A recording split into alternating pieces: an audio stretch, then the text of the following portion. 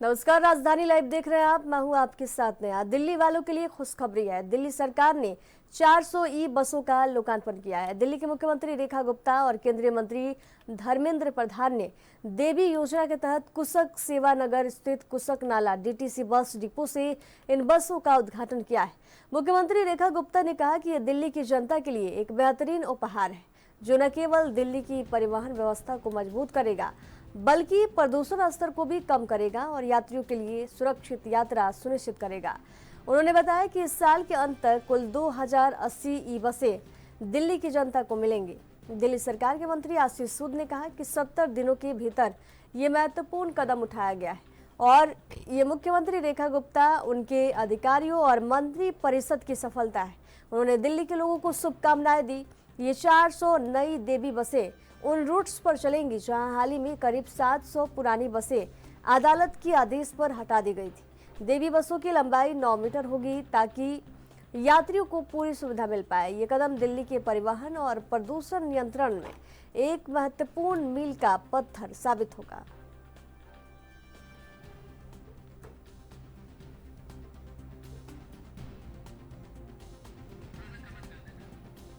तो दिल्ली वालों के लिए खुशखबरी है। दिल्ली सरकार ने 400 ई बसों का लोकार्पण किया है। दिल्ली के मुख्यमंत्री रेखा गुप्ता और केंद्रीय मंत्री धर्मेंद्र प्रधान ने देवी योजना के तहत कुसक सेवानगर स्थित कुसक नाला डीटीसी बस डिपो से इन बसों का उद्घाटन किया। मुख्यमंत्री रेखा गुप्ता ने कहा कि ये दिल्ली की जनता के लिए एक बेहतरीन उपहार है, जो न केवल दिल्ली की परिवहन व्यवस्था को मजबूत करेगा बल्कि प्रदूषण स्तर को भी कम करेगा और यात्रियों के लिए सुरक्षित यात्रा सुनिश्चित करेगा। उन्होंने बताया कि इस साल के अंत तक कुल 2080 ई बसें दिल्ली की जनता को मिलेंगी। दिल्ली सरकार के मंत्री आशीष सूद ने कहा कि 70 दिनों के भीतर ये महत्वपूर्ण कदम उठाया गया है और ये मुख्यमंत्री रेखा गुप्ता, उनके अधिकारियों और मंत्री परिषद की सफलता है।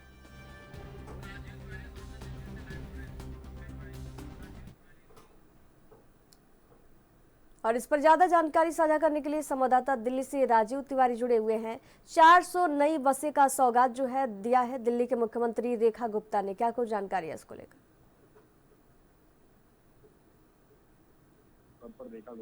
रेखा गुप्ता जो है वो अब दिल्ली के पॉल्यूशन ये लगातार प्रयास जो है वो करती नजर आ रही है। वहीं बात करें गाड़ियों से निकलने वाले पॉल्यूशन की, तो गाड़ी से निकलने वाले पॉल्यूशन को भी अब कहीं ना कहीं कम करने की और ज्यादा कोशिश जो है वो ग्राउंड लेवल पर की जा रही है और इसी की वजह से कहीं ना कहीं दिल्ली के अंदर 400 इलेक्ट्रिक बसें जो है वो उतारी गई हैं और 400 इलेक्ट्रिक बसों को जिस तरीके से हरी झंडी दिखाई गई है, तो उससे साफ जाहिर है दिल्ली के अंदर आने वाले दिनों के अंदर और ज्यादा डीटीसी विभाग के द्वारा कहीं ना कहीं 2000 बसें जो है वो लगभग उतारी जाएंगी। तो साफ जाहिर है कहीं ना कहीं दिल्ली के अंदर इलेक्ट्रिक व्हीकलों को बढ़ावा देने के लिए सरकार की तरफ से कदम उठाए जा रहे हैं और सरकार यानी कि रेखा गुप्ता की बात करें तो रेखा गुप्ता की तरफ से अब बिल्कुल कहा गया है कि ये जो सौगात दी गई है यानी कि 400 बसें जो उतारी गई हैं इनको देवी का नाम दिया गया है। यानी कि छतरपुर मंदिर की बात करें या फिर झंडेवाला मंदिर की बात करें, इस तरीके के नाम जो देने के साथ साथ कहीं ना कहीं ये कोशिश की गई है इन बसों के माध्यम से जब सड़कों पर चलेंगी ये बसें तो कहीं ना कहीं पॉल्यूशन जो है वो कम होता नजर आए, क्योंकि अभी तक गाड़ियों से होने वाला पॉल्यूशन जो है वो लगभग 45% है, जिसकी वजह से उसको ब्रेक करने के लिए लगातार सरकार जो है वो इस तरीके के कदम उठा रही है। और यहाँ तक कि इलेक्ट्रिक व्हीकलों को जिस तरीके से बढ़ावा दिया जा रहा है उससे तो आने वाले दिनों के अंदर गाड़ियों से होने वाले जो पॉल्यूशन है उसमें कहीं ना कहीं कमी जरूर आती नजर आएगी। मगर यहाँ पर बात करें आम जनता के लिए जरूर डीटीसी बसों के माध्यम से कहीं ना कहीं ये कोशिश की जा रही है कि जनता को सरकारी ट्रांसपोर्ट जो है वो उपलब्ध कराई जाए। मगर यहाँ पर बात करें जिस तरीके से 400 बसों को उतारा गया है और जिस आने वाले दिनों के अंदर और ज्यादा संख्या जो है इसकी बढ़ाई जाएगी तो कहीं ना कहीं जरूर सफलता हासिल होती नजर आएगी। मगर बाकी चीजों से जो पॉल्यूशन होता है उसके लिए भी सरकार जो है वो लगातार प्रयास कर रही है। पॉल्यूशन की वजह से बात करें यहाँ पर कैसे लूज पॉल्यूशन की बात करें उनको भी बंद करने की बात की जा रही है, सफाई व्यवस्था की बात करें तो तमाम कोशिशें की जा रही हैं। यहाँ तक कि गाड़ियों से होने वाले जो या फिर क्या है सड़कों पर जो धूल मिट्टी पड़ी होती है उसको लेकर भी रेखा गुप्ता की सरकार जो है वो नए कदम उठाती नजर आ रही है और जिस तरीके से अब गाड़ियों से निकलने वाला पॉल्यूशन है उसको ब्रेक करने के लिए कदम उठाए गए हैं। और यहाँ पर बात करें अब आम जनता के लिए भी संदेश दिया जा रहा है कि आम जनता भी कहीं ना कहीं इलेक्ट्रिक व्हीकलों की तरफ आकर्षित हो। मगर यहाँ पर बात करें अगस्त के महीने तक ही दिल्ली के अंदर तमाम जो पेट्रोल डीजल गाड़ियां हैं उनकी रजिस्ट्रेशन की प्रक्रिया जो है तो ये सिर्फ अगस्त तक रहेगी। अगस्त के बाद में इस प्रक्रिया को बंद कर दिया जाएगा, यानी दिल्ली के अंदर सिर्फ ई व्हीकल को ही चलाया जा सकता है। जी जी बिल्कुल, 400 नई बसों का सौगात मिला है। ये बसें जो है किन किन रूट्स पर चलेंगी राजीव तिवारी जी? देखिए, यहाँ पर बात करें, अभी जो 400 बसें शुरू की गई हैं, ये बसें जो है वो झंडेवालान की बात करें या फिर छतरपुर की बात करें, इन तमाम जगहों पर ये बसें जो है वो चलाई जाएंगी। आने वाले दिनों के अंदर इसकी संख्या और ज्यादा बढ़ाई जाएगी। जो डीटीसी विभाग के अंदर डीजल बसें चल रही हैं या फिर सीएनजी बसें चल रही हैं, उनको भी हटाने की बात की जा रही है। तो साफ जाहिर है, लगातार रेखा गुप्ता की सरकार जो है वो नए कदम उठाने की कोशिश कर रही है। मगर यहाँ पर बात करें, जो जनता के द्वारा और पेट्रोल गाड़ियां, डीजल गाड़ियां या सीएनजी गाड़ियां चलाई जा रही हैं, ऑटो रिक्शा चालकों की बात करें या फिर ऑटो टैक्सियों की बात करें, जो सीएनजी के अभी भी चल रहे हैं, उनको भी लगातार हटाने के लिए प्रक्रिया अपनाई जा रही है। और यहाँ तक कि अब अगस्त महीने तक ही जो सीएनजी गाड़ियां होंगी जिनकी रजिस्ट्रेशन होगी, या फिर ऑटो टैक्सी रिक्शा की बात करें, उनकी भी रजिस्ट्रेशन सिर्फ अगस्त तक होगी। उसके बाद जो है वो रजिस्ट्रेशन की प्रक्रिया जो है वो नहीं हो पाएगी। तो इससे साफ जाहिर है, दिल्ली के अंदर लगातार पेट्रोल डीजल की गाड़ियां जो है, सीएनजी की गाड़ियां जो है, उनको हटाकर इलेक्ट्रिक व्हीकलों को लाने की सरकार की जो मुहिम है, उसके अंदर जनता का भी सहयोग मांगा जा रहा है। आप देखना होगा कि इस मुहिम के अंदर जनता अपना सहयोग किस प्रकार से दे पाती है। जी इससे पिछले की बात करें तो 700 बसें जो हैं कोर्ट के आदेश के बाद से हटाई गई थी और 400 बसें जो हैं नई लॉन्च की गई है। तो नई बसों की खासियत क्या है? देखिए, यहाँ पर बात करें नई बसों की, जो कि 400 बसों को हरी झंडी दिखाई गई है दिल्ली सरकार के द्वारा, और खुद रेखा गुप्ता के द्वारा कहा गया है कि हम जिस तरीके से लगातार प्रयास कर रहे हैं ताकि पॉल्यूशन की रफ्तार को कम किया जा सके। अगर इलेक्ट्रिक बसों की वजह से अगर जो 45% पॉल्यूशन बताया जा रहा है दिल्ली के अंदर गाड़ियों से निकलने वाला पॉल्यूशन की, उसमें जरूर कमी लाने की कोशिश की जा रही है। यानी कि डीटीसी बसों के द्वारा कम से कम 15% की जो पॉल्यूशन के अंदर कमी जो है वो देखने को मिलेगी। बाकी के कहते हैं 20% की बात करें तो उनके अंदर भी कहीं ना कहीं जनता का सहयोग मांगा जा रहा है, ताकि जनता जो है वो अपनी अपनी गाड़ियों को पेट्रोल और सीएनजी या फिर कहें डीजल गाड़ियां जो है उनको हटाकर इलेक्ट्रिक व्हीकलों को सड़कों पर लाया जा सके, जिससे कहीं ना कहीं लगातार पॉल्यूशन के अंदर कमी जो है वो देखने को मिल सकती है। यहाँ पर बात करें, अब दिल्ली सरकार के द्वारा डीटीसी विभाग के अंदर और नई बसों को लाने की बात की जा रही है। तो उससे साफ जाहिर है, कहीं ना कहीं पॉल्यूशन को कम करने के लिए दिल्ली सरकार की मुहिम जो है वो कहीं ना कहीं काफी हद तक सफल होती नजर आएगी। मगर अब देखना होगा कि जैसे जैसे सर्दियां आएंगी तब कहीं ना कहीं पॉल्यूशन की स्थिति बिगड़ती है। मगर अब गर्मियों से ही लगातार जो प्रक्रिया अपनाई जा रही है उसमें कितना सुधार हो पाता है। मगर यहाँ पर बात करें रेखा गुप्ता की, तो रेखा गुप्ता ने साफ कर दिया है कि आने वाले दिनों के अंदर यही पॉल्यूशन जो है वो और ज्यादा कम करने के लिए तमाम कोशिशें जरूर की जाएंगी। जी झंडेवालन, कालकाजी और छतरपुर जैसे धार्मिक स्थलों का भी जिक्र मुख्यमंत्री ने किया है। इसको लेकर क्या कुछ जानकारी है? देखिए, जहाँ पर बात करें झंडेवालान, छतरपुर मंदिर या फिर ये कहते हैं और मंदिरों की बात करें, कालका जी मंदिर की बात करें, यहाँ पर इन मंदिरों के नाम से ही इन बसों की शुरुआत जो है वो की गई है, और इसीलिए इन बसों का नाम जो है वो देवी के नाम से रखा गया है। और जहाँ साफ जाहिर है, कहीं ना कहीं इन बसों के माध्यम से कहीं ना कहीं लगातार जनता के द्वारा जनता को संदेश दिया जा रहा है। मगर अब देखना होगा कि जिस तरीके से 400 बसें जो उतारी गई हैं, ये फिर क्या है कि जिन रूटों पर ये उतारी गई हैं वहां पर कितनी फर्क जो है वो पॉल्यूशन के अंदर पड़ पाएगा। मगर यहाँ पर बात करें, सरकार जिस तरीके से पॉल्यूशन को कम करने के लिए लगातार प्रयास कर रही है, आने वाले दिनों के अंदर यही प्रयास जो है वो और ज्यादा किया जाएगा। यहाँ पर बात करें, सड़कों पर जब धूल मिट्टी देखने को मिलती है उस पर भी कहीं ना कहीं सफाई कर्मचारियों को लगाने की बात की गई है। और अब दिल्ली के अंदर नहीं बल्कि एमसीडी के अंदर भी भाजपा की सरकार बन चुकी है, यानी कि ट्रायंगल सरकार के साथ साथ कहीं ना कहीं यही कोशिश की जा रही है, जो तमाम वादे किए गए थे दिल्ली विधानसभा चुनाव के अंदर, लोकसभा चुनाव के अंदर, तो उन्हीं वादों को अब पूरा किया जाए। मगर अब देखना होगा कि नई सरकार जो है वो किस प्रकार से पूरा कर पाती है। मगर यहाँ पर बात करें, लगातार जो सड़कों पर खस्ता हालत है सड़कों की, उनको भी दुरुस्त करने के लिए सरकार की तरफ से तमाम कोशिशें जो है वो आने वाले दिनों के अंदर और ज्यादा देखने को मिल सकती हैं। जी दिल्ली सरकार का ये कदम जो है प्रदूषण नियंत्रण में किस हद तक मदद करेगा? देखिए यहाँ पर बात करें दिल्ली के पॉल्यूशन की, तो पॉल्यूशन जो है वो कई प्रकार का पॉल्यूशन है। गाड़ियों से होने वाला पॉल्यूशन जो है वो लगभग 45% के करीब है। जहाँ पर बात करें फैक्ट्रियों से निकलने वाले पॉल्यूशन की बात करें, वो भी लगभग 20% है। और यहाँ पर बात करें यमुना की सफाई की, यानी कि यमुना की सफाई को लेकर भी कहीं ना कहीं पॉल्यूशन बढ़ रहा था, उसको लेकर भी कहीं ना कहीं सफाई व्यवस्था की जाएगी। और दूसरा यहाँ पर बात करें सड़कों पर जो धूल मिट्टी उड़ती है उसको लेकर भी कहीं ना कहीं सरकार के द्वारा कोशिशें की जा रही है। और यहाँ तक कि ये भी कहा जा रहा है कि सड़कों पर जो कहते हैं मलबे वगैरह फेंका जाता है, यानी कि जो कंसेशन साइडों का जो मलबा होता है उसकी वजह से भी धूल मिट्टी जो है वो ज्यादा बढ़ती है, जिसकी वजह से पॉल्यूशन में और ज्यादा रफ्तार आती नजर आती है। तो तमाम कोशिशें जो है वो की जा रही है। अब देखना होगा कि इस कोशिश के बाद क्या दिल्ली के अंदर पॉल्यूशन की रफ्तार जो है वो और ज्यादा कम हो पाएगी, ये तो आने वाला समय ही बता पाएगा। मगर रेखा गुप्ता की सरकार के द्वारा बात करें तो रेखा गुप्ता के द्वारा तमाम ऐसे कोशिश जो है वो अभी से की जा रही है। सर्दियों का इंतजार नहीं किया जा रहा, मगर आने वाले दिनों के अंदर किस तरीके से ये सफलता हासिल हो पाएगी ये जरूर देखना होगा। मगर डीटीसी बसों की बात करें तो डीटीसी बसों के अंदर जिस तरीके से अब 400 इलेक्ट्रिक बसें लाई गई हैं, पहले भी इलेक्ट्रिक बसें जो है वो पुरानी सरकार के द्वारा लाई गई थी, तो लगातार उसकी संख्या जो है वो अब बढ़ती हुई नजर आ रही है, जिससे कहीं ना कहीं पॉल्यूशन के अंदर काफी हद तक कमी जो है वो देखने को मिल सकती है। जी चलिए, तमाम जानकारी साझा करने के लिए राजीव तिवारी आपका बहुत बहुत धन्यवाद।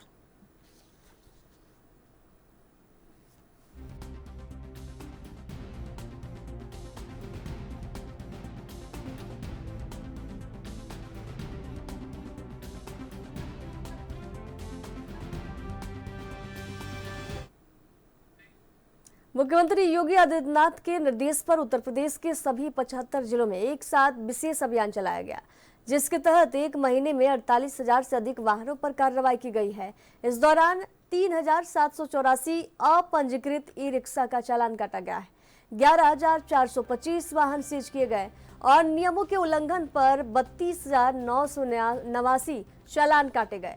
कुल मिलाकर एक माह में 36,773 चालान किए गए हैं। अभियान के नोडल अधिकारी अपर परिवहन आयुक्त संजय सिंह ने जानकारी दी कि सबसे अधिक चालान आगरा, लखनऊ और कानपुर जैसे शहरों में किए गए। ये अभियान सड़क सुरक्षा और नियमों के पालन को सुनिश्चित करने की दिशा में राज्य सरकार की बड़ी पहल के रूप में देखा जा रहा है।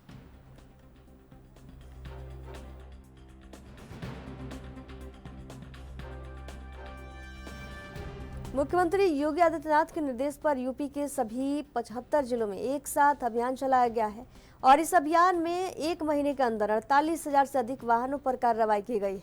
इस दौरान 3,784 अपंजीकृत ई रिक्शा का चालान किया गया है, 11,425 वाहन सीज किए गए और नियमों के उल्लंघन पर 32,989 चालान काटे गए हैं।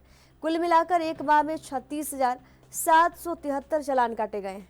अभियान के नोडल अधिकारी अपर परिवहन आयुक्त संजय सिंह ने जानकारी दी कि सबसे अधिक चालान जो है आगरा, लखनऊ और कानपुर जैसे शहरों में किए गए।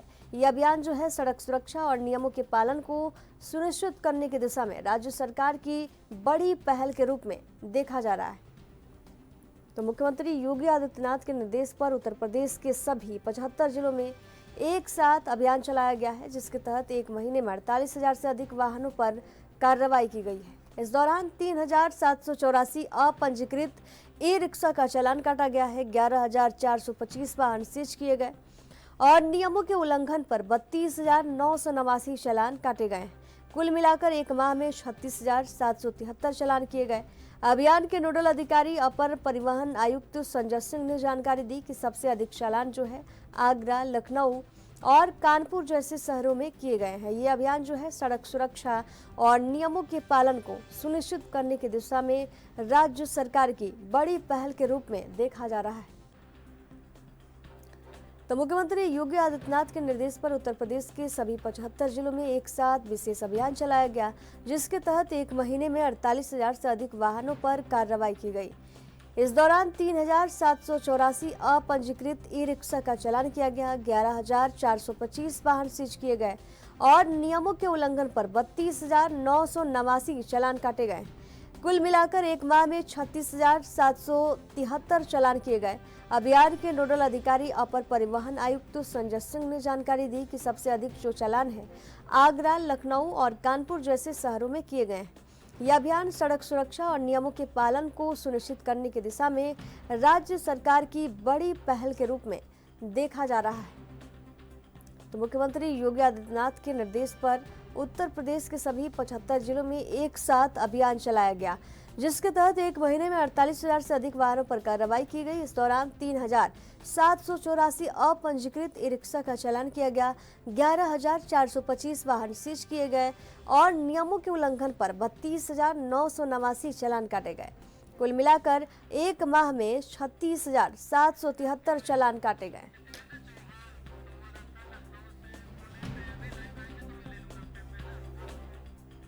और इस पर ज्यादा जानकारी साझा करने के लिए संवाददाता जितेंद्र चौहान हमारे साथ फोन लाइन पर जुड़े हुए हैं। मुख्यमंत्री योगी आदित्यनाथ के निर्देश पर एक महीने के अंदर 48,000 से अधिक वाहनों पर कार्रवाई की गई है, क्या कोई जानकारी है इसको लेकर? देखिए, सड़क सुरक्षा को लेकर मुख्यमंत्री योगी आदित्यनाथ हमेशा सजग नजर आते हैं और उत्तर प्रदेश में जो लगातार एक्सीडेंट्स बढ़ रहे हैं उन एक्सीडेंट्स पे और जो नाबालिग हैं वो जो गाड़ी चला रहे हैं उन पर शिकंजा कसने के लिए लगातार सरकार कहीं ना कहीं काम कर रहे हैं। और ये बात की जा सकती है कि यूपी के 75 जिलों में एक साथ अभियान चलाया गया। इस महीने में एक महीने में कुल लगभग 48,000 से अधिक वाहनों पर कार्रवाई की गई, जिसमें 3,784 अनपंजीकृत जो ई रिक्शा है वो कहीं ना कहीं उनके चालान किए गए। 11,425 वाहनों की सीजी के एवं नियम उल्लंघन कहीं ना कहीं कार्रवाई करने का काम किया और 32,989 वाहनों के चालान भी शामिल है। और एक माह के अंदर कह सकते हैं कि 1 अप्रैल से लेकर 30 अप्रैल के बीच में लगभग 36,773 चालान किए गए, जिसमें बात की जाए तो इस महीने के लगभग साफ ये कह सकता है कि बड़ा काम करने का काम उत्तर प्रदेश में किया है। और साफ ये कह सकते हैं एक माह जो कहा जाता है कि अभियान के नोडल अधिकारी और परिवहन आयुक्त परिवर्तन संजय सिंह के अनुसार लगभग कहा सकता है कि सबसे बड़ी कार्रवाई है। और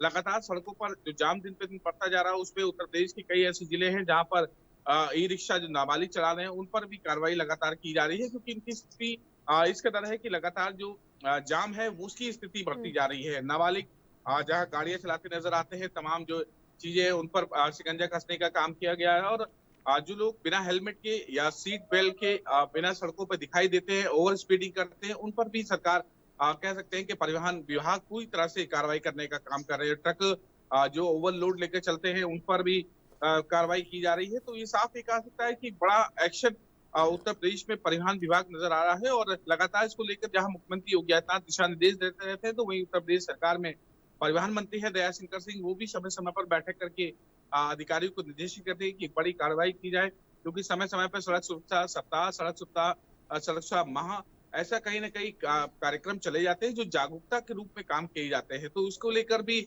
लगातार उत्तर प्रदेश में जो एक्शन है वो राजधानी लखनऊ में भी देखने को मिलता है और उत्तर प्रदेश के अलग अलग जिलों में भी इस तरह का एक्शन देखने को मिलता है। नेहा, जो वाहन चालक है किस तरह के नियम को तोड़ रहे हैं, किस तरह के नियम उल्लंघनों पर सबसे ज्यादा चालान किए गए? देखिए, उसमें कहा जा सकता है कि जो ई रिक्शा चालक है जो कि नाबालिग बच्चे चलाते हैं उन पर भी कहीं ना कहीं कार्रवाई की, क्योंकि उनका रूट तो तय नहीं है और कहीं भी स्थिति में सवारी भरना और कहीं ना कहीं जाम लगा देना, इस तरह की तमाम चीजें भीड़ भाड़ एरियो में बड़ी संख्या में जो रिक्शे मिलते हैं उन पर चालान की कार्रवाई की गई है। साथ ही साथ ओवर स्पीडिंग वाले हो, बिना हेलमेट हो, या कह सकते हैं कि सीट बेल्ट से लेकर जो तमाम चीजें ट्रकों में ओवरलोडिंग दिखाई पड़ती है, तो उस पर पूरी तरह से कार्रवाई करने का, शिकंजा कसने का काम किया। और बड़ी संख्या में आरटीओ कह सकते हैं कि एआरटीओ तमाम जो परिवर्तन के दल हैं वो कहीं ना कहीं कार्रवाई उत्तर प्रदेश की सड़कों पर दिखाई मिलते हैं, क्योंकि इससे लगातार जो रोड एक्सीडेंट है उसमें थोड़ा सा कमी जरूर आएगी और लोगों को नियम का पालन करना भी कहीं ना कहीं कह सकते हैं परिवहन विभाग सिखाने का काम का संयुक्त पुलिस के साथ संयुक्त ऑपरेशन करता है। और कहीं ना कहीं उत्तर प्रदेश में समय समय पर लखनऊ में भी बात की जाए तो समय समय पर जागरूकता अभियान चलाया जाता है, लोगों को जागरूक किया जाता है। रेड लाइट जो होती है, रेड लाइट जो जंप कर जाते हैं उन पर भी कार्रवाई की जाती है। तो इस तरह के कह सकते हैं कि जो नियम है उन नियमों को भी सिखाने का काम किया जाता है। बड़ा चालान लगभग 48,000 से ज्यादा के चालान वाहनों के किए गए हैं और इसको लेकर भी लगातार सबसे ज्यादा बात की जाए तो लगभग 11,425 वाहनों को सीज किया गया है जिन्होंने नियम का उल्लंघन किया था और उन पर कार्रवाई भी कहीं ना कहीं की गई है। और 3,784 अपंजीकृत जो ई रिक्शा चालक थे उनके खिलाफ क्या कार्रवाई की गई?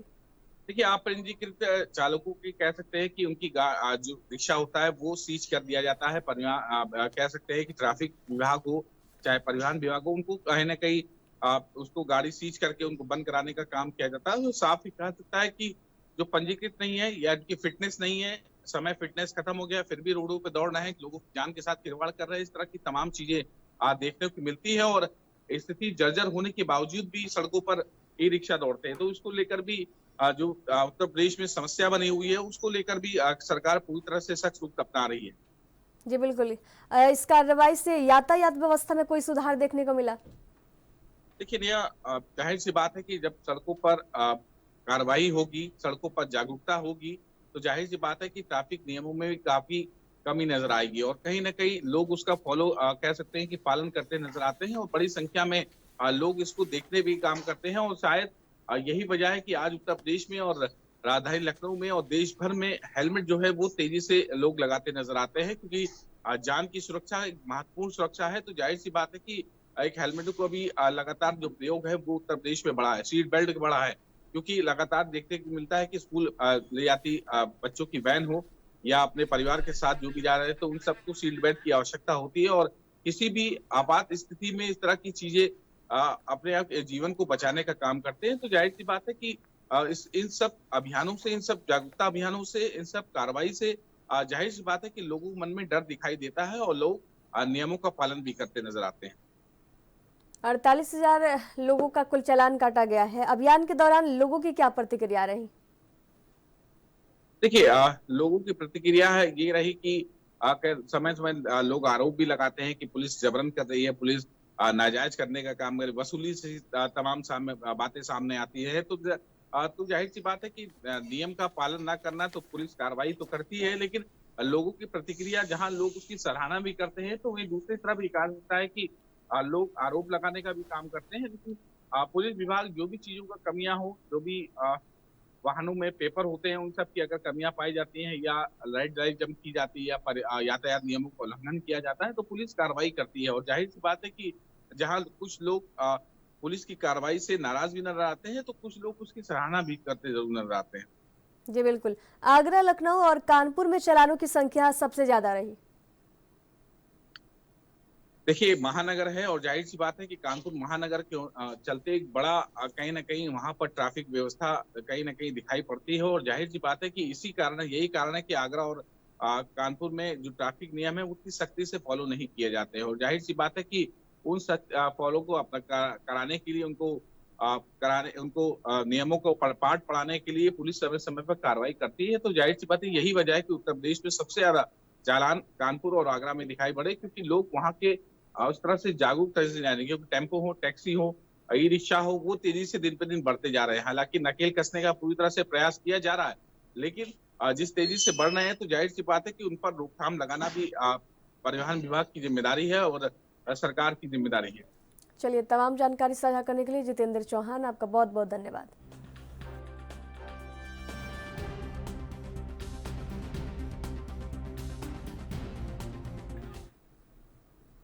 और वक्त एक छोटे से ब्रेक का, जल्द हाजिर होंगे। देखते रहिए राजधानी लाइव।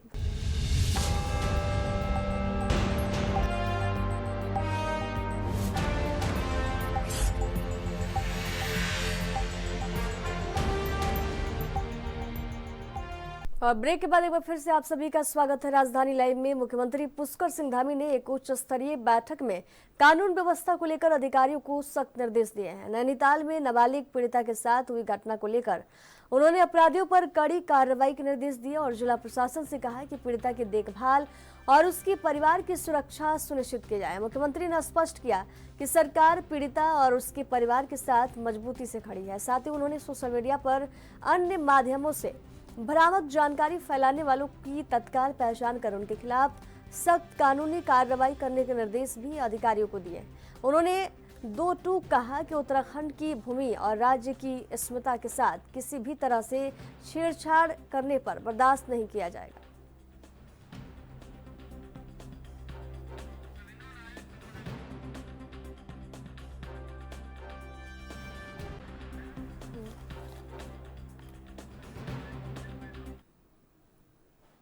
और ज्यादा जानकारी साझा करने के लिए संवाददाता अभिनव नायक हमारे साथ लाइव जुड़े हुए हैं। नैनीताल में नाबालिग पीड़िता के साथ जो दुराचार हुआ है उसको लेकर मुख्यमंत्री ने सख्त निर्देश दिए हैं, क्या कुछ जानकारी है इसको लेकर?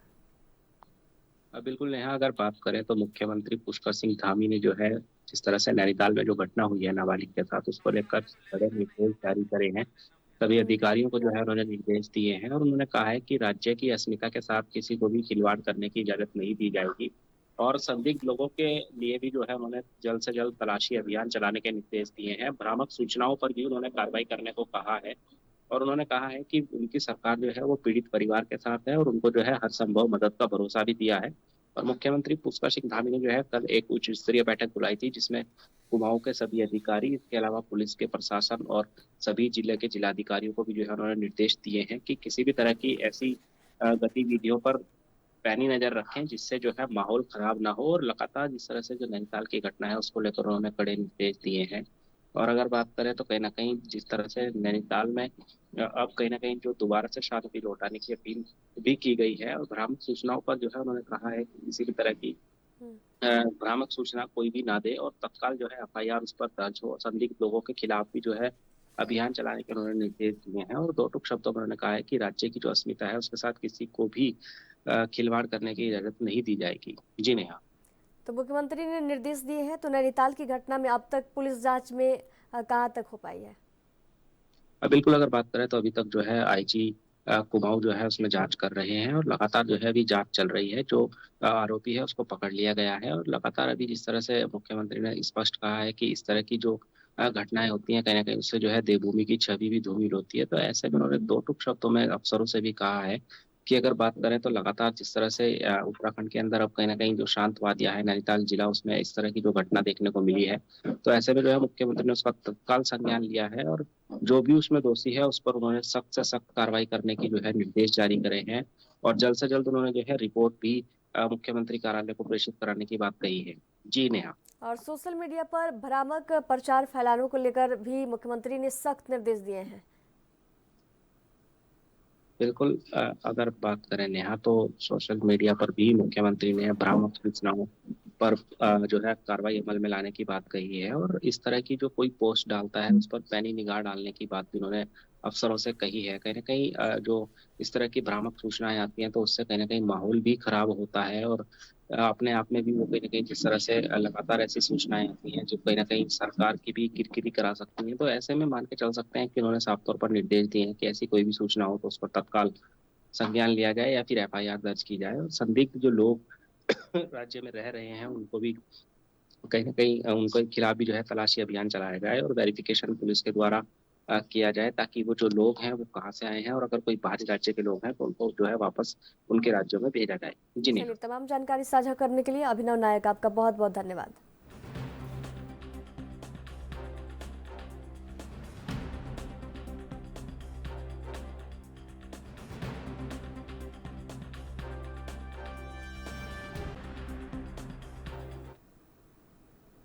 हिमाचल प्रदेश में गरीबी रेखा के नीचे यानी बीपीएल सूची में चयन के लिए आवेदन की अंतिम तिथि जो है बढ़ा दी गई है। अब लोग 17 मई तक आवेदन कर पाएंगे, जबकि पहले 30 अप्रैल अंतिम तारीख तय की गई थी। प्रदेश सरकार ने 21 मार्च 2025 की अधिसूचना में संशोधन करते हुए ये बदलाव किया है। बीपीएल चयन के लिए एसडीएम की ओर से 3 सदस्यीय सत्यापन समिति का गठन 8 मई तक किया जाएगा, जिसमें पंचायत सचिव, पटवारी और आंगनबाड़ी कार्यकर्ता शामिल होंगे। समिति द्वारा तैयार की गई प्रारंभिक सूची 25 जून तक ग्राम पंचायतों के नोटिस बोर्ड पर सार्वजनिक जांच के लिए लगाई जाएगी। सरकार ने पूरी चयन प्रक्रिया 15 अक्टूबर तक पूरी करने के निर्देश दिए हैं।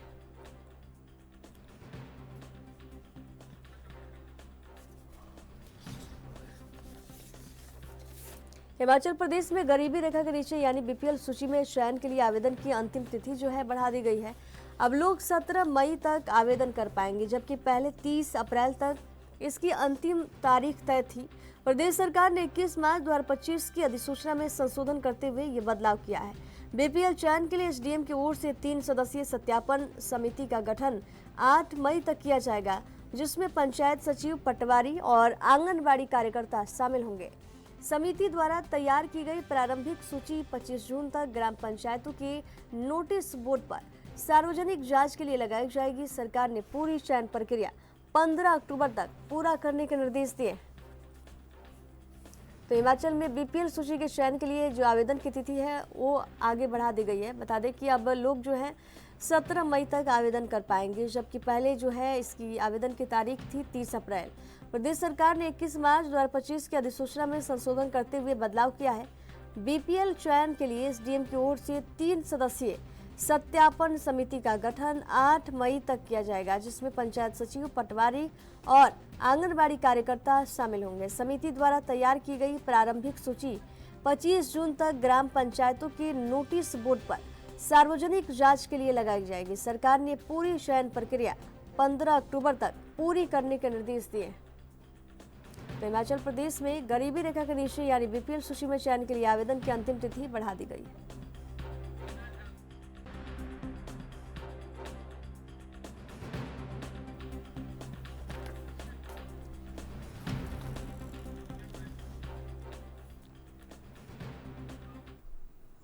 और ज्यादा जानकारी साझा करने के लिए टीना ठाकुर, ब्यूरो चीफ हिमाचल से हमारे साथ जुड़ी हुई हैं। सरकार ने बीपीएल सूची में आवेदन की तारीख जो है बढ़ा दी है, इसको लेकर क्या कुछ जानकारी है? बिल्कुल, देखिए नेहा, पहले जो बीपीएल सूची बननी थी यानी आवेदन करने थे लोगों को, वो जो तारीख थी वो 30 अप्रैल को तय की गई थी। लेकिन देखने में आया है कि कई लोग जो है आवेदन नहीं कर पाए। उन्होंने एक रिक्वेस्ट भी किया था सरकार से कि वो 30 अप्रैल तक आवेदन नहीं कर पाए, तो ऐसे में 15 दिन इस समय को बढ़ा दिया गया है। 15 मई तक का जो समय है अब वो यानी 17 तारीख तक बढ़ा दिया गया है। 17 मई तक जो है अब जो लोग हैं वो बीपीएल सूची के लिए जो आवेदन है वो अपना कर सकेंगे। और इसमें देखिए पूरा जो ये आवेदन है, ये पूरी जो प्रक्रिया है वो 15 अक्टूबर तक कंप्लीट करनी है। और उससे पहले बहुत सारी चीजें इसमें होनी है।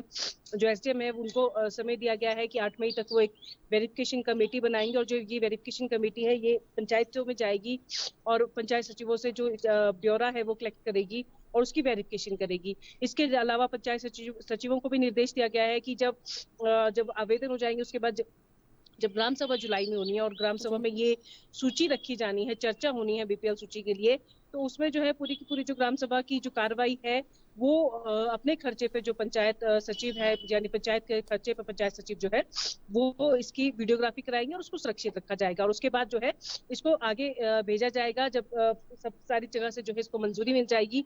और उसके बाद सरकार की जो वेरिफिकेशन कमेटी है वो वेरीफाई करेगी और उसके बाद इसको फाइनल किया जाएगा। तो कुल मिलाकर अभी जो केंद्र से नया कोटा आया है, मतलब केंद्र का जो कोटा है उसको मीटअप करना है हिमाचल ने, क्योंकि अभी कम से कम उसमें जो है अभी हमारे पास 2,66,304 परिवार जो है बीपीएल सूची में है, और जबकि केंद्र के कोटे के मुताबिक 2,82,370 परिवारों को इस सूची में शामिल किया जाना। तो ऐसे में आप देखिए कि 16,066 नए परिवार जो है इस बार इस बीपीएल सूची में नए जुड़ सकते हैं।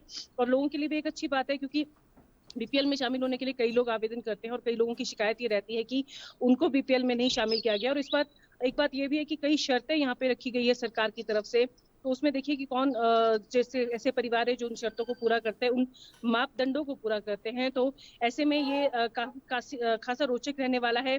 और इसको लेके तमाम तैयारियां पंचायत विभाग की तरफ से भी की गई है, ग्रामीण विभाग की तरफ से भी की गई हैं। और अब सारी की सारी नजरें इसी पर है कि जब आवेदन 17 मई तक आ जाएंगे, उसके बाद जब ग्राम सभा जुलाई में होनी है उसमें किस तरह का माहौल देखने को मिलता है। क्योंकि आमतौर पे ये चर्चा की जाती है, ये कहा जाता है लोगों की तरफ से कि जो ग्राम सभा है उसमें उनकी बात नहीं सुनी गई। तो अभी जो ये ग्राम सभा होनी है इसकी वीडियोग्राफी होनी है, तमाम चीजें जो हैं वो सरकार के संदर्भ ज्ञान में जाएंगी।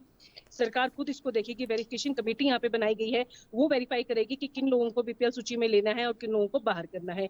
तो ऐसे में अभी देखिए 16,000 के से ज्यादा जो नए परिवार है वो सूची में शामिल होने हैं। तो ऐसे में हिमाचल के जो अलग अलग जो परिवार है जो गरीबी रेखा से नीचे रह रहे हैं, उनको एक नई उम्मीद जगी है कि अब इस वाली जो सूची है उसमें उनका नाम आएगा और बीपीएल सूची में आने के बाद जो है वो जो सरकार के जो योजना है उनका लाभ वो ले सकेंगे। जी पहले 30 अप्रैल तक इसका समय था, अब बढ़ाकर जो है 17 मई तक किया गया है। तो अब कितने नए लोगों को आवेदन करने का मौका मिलेगा? बिल्कुल, देखिए अभी आवेदन तो काफी लोग करेंगे, क्योंकि अपनी अपनी जो पात्रता जो उनको लगता है कि वो पूरी करते हैं, तो ऐसे में आवेदन काफी लोगों की तरफ से किया जाता है और हो भी रहा है। और ऐसे में लोगों की तरफ से ये मांग उठी थी कि 30 अप्रैल का जो दिन लास्ट डेट जो सरकार की तरफ से सुनिश्चित की गई थी कि 30 अप्रैल तक आपको आवेदन करना है बीपीएल सूची में आने के लिए, तो ऐसे में कई लोग नहीं कर पाए थे। तो अब जो है 17 मई तक का तारीख बढ़ा दी गई है, क्योंकि इसमें जिस तरह से मैंने बताया कि अभी हमारे पास जो है 16,000 से ज्यादा नए परिवार जो है इस सूची सूची नई सूची में शामिल होने हैं। केंद्र ये कोटा तय करता है और केंद्र के कोटे के मुताबिक अभी 16,304 जो नए परिवार है वो इस नई सूची में जुड़ने हैं। तो ऐसे में अब 17 मई तक डेट बढ़ा दी गई है और जो एसडीएम्स हैं उनको 8 मई तक जो है वो वेरिफिकेशन कमेटी बनाने के लिए निर्देश दिए गए हैं और वीडियो के माध्यम से ग्राम सभा की जो बैठक आयोजित होगी और उसमें जो है पूरी जो ग्राम सभा की कार्रवाई है उसको वीडियोग्राफी के माध्यम से संचालित करने के निर्देश भी यहाँ पे दिए गए हैं। तो अब ये देखने वाली बात रहने वाली है कि जो नए परिवार जो नए आवेदन आने हैं अभी 17 मई तक जो लास्ट आवेदन की तिथि है उसके बाद पूरा सुनिश्चित हो पाएगा कि कितने लोगों ने आवेदन किया और कितने उसके बाद जब वेरिफिकेशन होगी, जब कांट छांट होगी उसके बाद ये पता लग पाएगा कि कितने नए लोग या कितने परिवार जो है इस नई बीपीएल सूची में हिमाचल में शामिल होने जा रहे हैं। जी और टीना जी, बीपीएल चयन के लिए 3 सदस्यीय सत्यापन समिति में किन किन की भूमिका सबसे अहम है? बिल्कुल, देखिए इसमें बीडीओ की भूमिका काफी अहम रहती है, पंचायत सचिव की भूमिका रहती है और ऐसे में एसडीएम को यहाँ पे ये निर्देश दिए गए हैं कि वो एक वेरिफिकेशन कमेटी भी बनाए। 8 सदस्यीय कमेटी होनी है और जो ये वेरिफिकेशन के लिए एसडीएम कमेटी बनाएंगे वो गाँव में जाएंगी, पंचायत सचिव के साथ साथ वो पंचायत के लोगों से भी मिलेंगी और वेरीफाई भी करेंगे कि जिन लोगों को बीपीएल सूची में लिया जा रहा है क्या वो इसके लिए पात्र हैं या नहीं है। वो वहां पे जाके भी उनके घर जाके भी ये जो पात्रता है उनकी वो चेक कर सकती है। तो ऐसे में इस बार जो है पूरी की पूरी सरकार ये कोशिश कर रही है कि जो भी आरोप प्रत्यारोप चयन के दौरान लगते हैं बीपीएल सूची के चयन के दौरान, और कई बार ये भी कहा जाता था कि जो बीपीएल सूची है वो बंद कमरों में तैयार कर ली जाती है, पंचायत सचिव उसको तैयार कर लेते हैं, पंचायत प्रधान के निर्देश पे वो बना ली जाती है, लेकिन लोगों से नहीं पूछा जाता है। तो ऐसे में इस बार सख्त निर्देश सरकार की तरफ से जो बीपीएल सूची बनाई जा रही है जो बीपीएल सूची के लिए आवेदन आए हैं उनको जो है पूरी ग्राम सभा में रखा जाए, उस पर प्रॉपर चर्चा हो और जो लोगों के आक्षेप है या लोगों के आरोप प्रत्यारोप है उनको प्रॉपर सुना जाए और उसके बाद जो है जो पात्र लोग हैं उनको सूची में शामिल किया जाए। तो इस बार जो सरकार है वो कोशिश यही कर रही है कि जिस तरह के आरोप प्रत्यारोप पिछली बीपीएल चयन के समय लगते रहे हैं वो इस बार ना लगे। जी चलिए, तमाम जानकारी साझा करने के लिए टीना जी आपका बहुत बहुत धन्यवाद।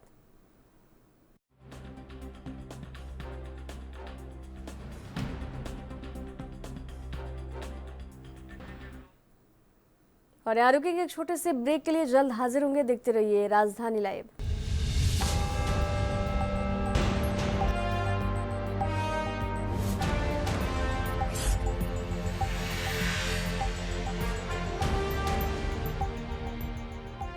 ब्रेक के बाद एक बार फिर से आप सभी का स्वागत है राजधानी लाइव में। CWC के बैठक में कांग्रेस अध्यक्ष मल्लिकार्जुन खड़गे ने कहा कि पहलगाम हमले पर मोदी सरकार की नीति स्पष्ट नहीं है। हालांकि उन्होंने ये भी कहा कि विपक्ष इस गंभीर मसले पर सरकार के साथ एकजुटता से खड़ा है और हर संभव मदद करने को तैयार है। खड़गे ने देश की एकता और अखंडता के खिलाफ खड़े लोगों के खिलाफ सख्ती से निपटने का आह्वान किया, ये सुनिश्चित करते हुए कि सुरक्षा और शांति की स्थिति हर हाल में कायम रहे।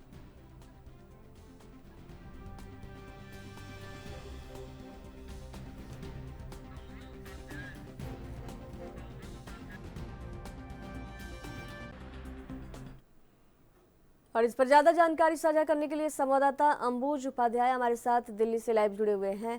कांग्रेस अध्यक्ष मल्लिकार्जुन खड़गे ने पहलगाम हमले को लेकर मोदी सरकार की नीति को अस्पष्ट बताया, क्या कुछ जानकारी है इसको लेकर?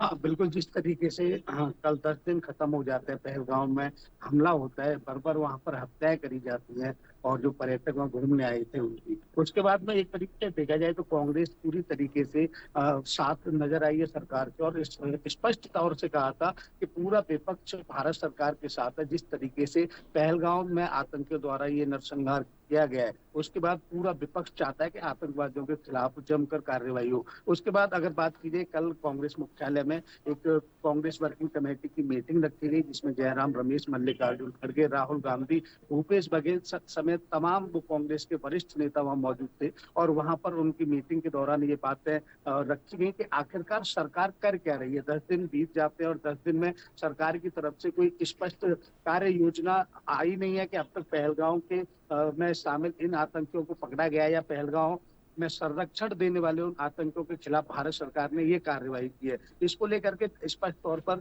CWC की मीटिंग में मल्लिकार्जुन खड़गे ने कहा कि भारत सरकार यानी खासतौर से प्रधानमंत्री मोदी क्या कर रहे हैं। जो 56 इंच की बात करते थे, 10 दिन इस घटना को बीत जाते हैं, 26 लोगों की वहां पर निर्मम हत्या हुई है, उनका पूरा परिवार देख रहा है। और रही बात विपक्ष की, तो विपक्ष भी एकजुट है, विपक्ष पूरी तरीके से भारत सरकार का साथ देता हुआ नजर आ रहा है। तो ऐसे में भारत सरकार की तरफ से क्या प्लान बनाया जा रहा है, चाहे वो पाकिस्तान को लेकर के हो, इसके अलावा अन्य कौन सी बात को लेकर के क्या कार्रवाई भारत सरकार की तरफ से की जा रही है, उसके तौर पर लेकर के CWC में एक कार्य योजना, एक मीटिंग की गई। उसके साथ ही उनका एक बात और यहाँ पर इस मीटिंग के दौरान रखी गई कि जिस तरीके से जातिगत जनगणना को लेकर के राहुल गांधी और विपक्ष के द्वारा बार बार आवाज उठाई जा रही थी, संसद के अंदर बार बार माइक बंद किया जा रहा, तो अब ऐसा क्या हुआ अचानक से भारत सरकार यानी कि भारतीय जनता पार्टी की बात करें तो जातिगत जनगणना के पक्ष में वो नजर आ रही है और बयान दे रहे हैं। तो उनका स्पष्ट तौर से इस मीटिंग में ये कहा गया है कि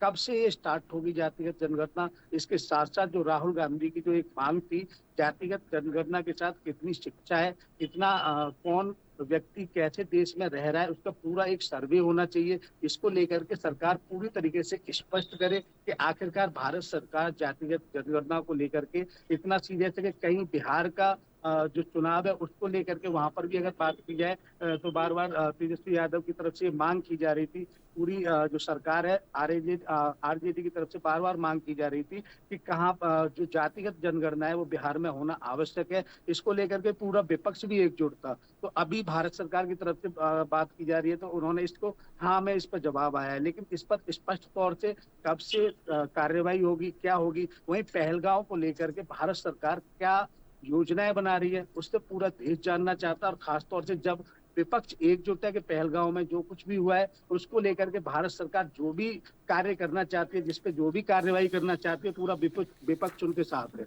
जी नेहा जी। क्या खड़गे ने सरकार से किसी विशेष कार्रवाई या रणनीति की मांग की CWC की बैठक में? उनका स्पष्ट तौर से कहना था कि जिस तरीके से पहलगांव के अंदर निर्मम हत्याएं हुई हैं 26 लोगों के, उन 26 लोगों का परिवार यह देख रहा है कि किस तरीके से आगे क्या कार्रवाई हो रही है। उनको यह उम्मीद है कि भारत सरकार कड़ा जवाब देगी आतंकियों के खिलाफ और उनको संरक्षण देने वालों के खिलाफ। लेकिन क्या कार्य योजनाएं बनाई जा रही हैं, जो मीडिया में जो खबरें चल रही हैं उसको देखा जाए। इसको लेकर के स्पष्ट तौर पर अभी तक कोई भी आधिकारिक बयान नहीं आया है कि आगे हम यह कार्रवाई करने वाले हैं, कहाँ कहाँ जांच कहाँ तक पहुंची। तो इसमें पूरी तरीके से उनका CWC मीटिंग में यही जवाब मांगना था भारत सरकार से कि भारत सरकार स्पष्ट करे कि आखिरकार वो क्या कार्रवाई कर रहे हैं। दूसरा, जातिगत जनगणना को लेकर के भारत सरकार ने हाँ कहा है, तो जातिगत जनगणना कब से स्टार्ट होगी और इसके साथ ही उस जातिगत जनगणना की जो प्रमुख मांग राहुल गांधी यानी कि विपक्ष की तरफ से जो मांग की जा रही थी उसमें पूरा एक सर्वे होना चाहिए कि कितनी जाति के लोग रहते हैं, उनका आर्थिक स्तर कैसा है और इसके साथ ही वहां पर वो किस तरीके से अपना जीवन यापन कर रहे हैं। यानी कि एक पूरा देश का खाका तैयार कराने की बात कांग्रेस की तरफ से कही गई थी। उसी के बाद पूरे तरीके से वहां पर स्पष्ट तौर से उन लोगों के लिए योजनाएं बना सकती है सरकार। जब सरकार को ये बातें पता होंगी कि जो भारत के अंदर इतने प्रतिशत लोग रहते हैं, इतने प्रतिशत लोग गरीबी रेखा के नीचे, इतने प्रतिशत लोग अशिक्षित हैं, उसको लेकर के अच्छे से कार्य योजनाएं बनाई जा सकती है। तो पूरी तरीके से CWC मीटिंग में भारत सरकार से यह मांग की गई है कि जातिगत जनगणना कब से शुरू होगी। दूसरा, पहलगांव पर भारत सरकार की तरफ से क्या कार्रवाई होती नजर आ रही है उसका स्पष्ट तौर से भारत सरकार सामने रखी। चलिए, तमाम जानकारी साझा करने के लिए अंबुज उपाध्याय आपका बहुत बहुत धन्यवाद।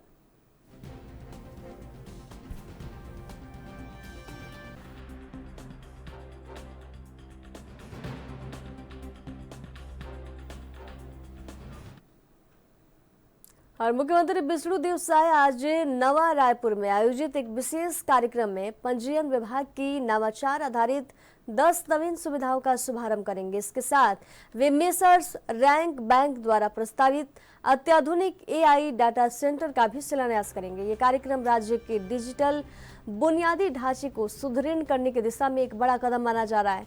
सरकार का उद्देश्य है कि आम नागरिकों को पारदर्शी, सरल और तकनीकी रूप से सुलभ सेवाएं उपलब्ध कराना, और ये पहल उसी दिशा में एक महत्वपूर्ण प्रयास के रूप में देखा जा रहा है।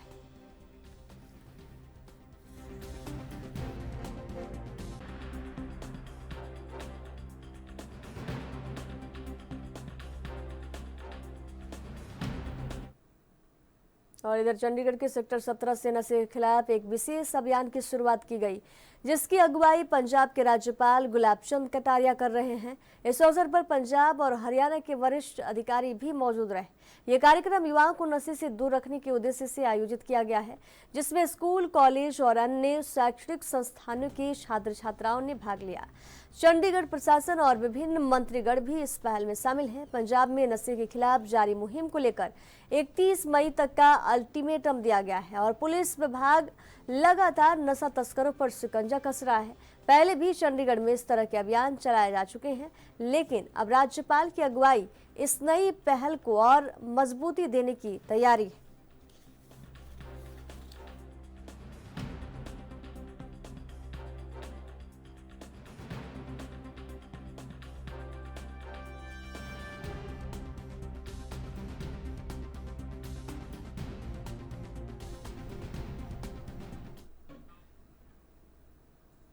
और ज्यादा जानकारी के साथ संवाददाता अमित सेठी हमारे साथ लाइव जुड़े हुए हैं। चंडीगढ़ में नशे के खिलाफ अभियान चलाया गया, जिसमें राज्यपाल जो है गुलाब चंद कटारिया उन्होंने इसका नेतृत्व किया। सीएम सैनी भी मौजूद रहे इस कार्यक्रम में। क्या कुछ जानकारी है इसको लेकर? मैं बताना चाहूंगा कि अगर बात की जाए नशे के विरुद्ध जो है लगातार पंजाब में भी जो है कार्रवाई जो है की जा रही है। और अगर पंजाब सरकार की बात की जाए और पंजाब पुलिस की भी बात की जाए तो 31 मई तक जो है पंजाब में नशा खत्म करने की जो है बात की जा रही है। वहीं अगर आज की बात करें तो आज चंडीगढ़ के सेक्टर 17 में जो है एक जो है कार्यक्रम जो है शुरू किया गया, जिसके अंदर पंजाब के राज्यपाल जो है वो मौजूद रहे और साथ ही पंजाब के सीएम और हरियाणा के सीएम जो है वो भी मौजूद रहे और अन्य भी कई नेतागण जो है मौजूद रहे। तो बिल्कुल साफ तौर पर कि नशे की मुहिम को जो है खत्म किया जाए, नशे की चेन को जो है खत्म किया जाए, इसके लिए लगातार सरकार जो है प्रयास कर रही है और कहीं ना कहीं सफलता भी उनको हासिल हो रही है। लगातार कई कार्रवाइयां भी जो है बिल्कुल देखने को मिली और आज सेक्टर 17 की बात करें, उनके साथ स्कूली छात्राएं और कॉलेज के छात्रा भी जो थे उस जगह पर मौजूद थे और उनको भी संबोधित यही किया गया कि जो नशा है, नशे का कोड है, उससे जो है दूर रहा जाए। तो जिसके चलते जो है लगातार जो है बिल्कुल प्रयास जो है किए जा रहे हैं और एक दिन से जो है चंडीगढ़ में कार्यक्रम किया गया। जी, और 31 मई तक अल्टीमेटम दिया गया है, तो पुलिस का क्या टारगेट हासिल करना है? बिल्कुल अगर बात की जाए 31 मई तक का जो है बिल्कुल अल्टीमेटम जो है पंजाब पुलिस की तरफ से दिया गया है कि 31 मई तक जो है नशे का जो कोड है पंजाब से उसको बिल्कुल खत्म कर दिया जाएगा, जिसके चलते लगातार जो है कार्रवाई जो है वो की जा रही है। अगर पंजाब की बात करें, कई नशा तस्कर हैं, उनके खिलाफ कार्रवाई हुई और साथ ही जो है लोगों को भी जो है जागरूक किया जा रहा है कि जिस जगह पर जो है नशा बिक रहा है तो वो पुलिस को जो है बताया जाए। तो बिल्कुल साफ तौर पे कह सकते हैं कि 31 मई तक का जो है समय बताया जा रहा है कि पंजाब पुलिस की तरफ से कि नशे का जो कोड है वो पंजाब से खत्म कर दिया जाएगा। चलिए, तमाम जानकारी साझा करने के लिए अमित सेठी आपका बहुत बहुत धन्यवाद।